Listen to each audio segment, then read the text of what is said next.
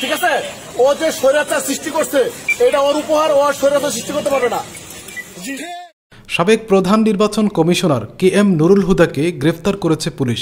রোববার সন্ধ্যার দিকে রাজধানীর উত্তরায় স্থানীয় জনগণ তাকে আটক করে পুলিশের হাতে সোপর্দ করে।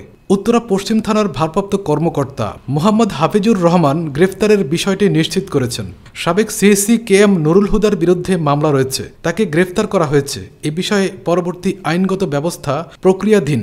KM নুরুল হুদাকে আটকের একটি ভিডিও সামাজিক মাধ্যমে ভাইরাল হয়েছে। ওই ভিডিওতে দেখা যায় স্থানীয় স্বেচ্ছাসেবক দলের নেতৃত্বে এ সময় তাকে জুতার মালা পরানো হয়। এ সময় তারা বলতে থাকেন তিনি বাংলাদেশে স্বৈরাচার সৃষ্টি করেছেন, তাকে উচিত শিক্ষা দিলে আগামীতে আর কোনো নির্বাচন কমিশনার স্বৈরাচার তৈরি করতে পারবে না। এ সময় তারা স্লোগান দেন, ফ্যাসিবাদের কোনো অস্তিত্ব এই বাংলার মাটিতে রাখা হবে না।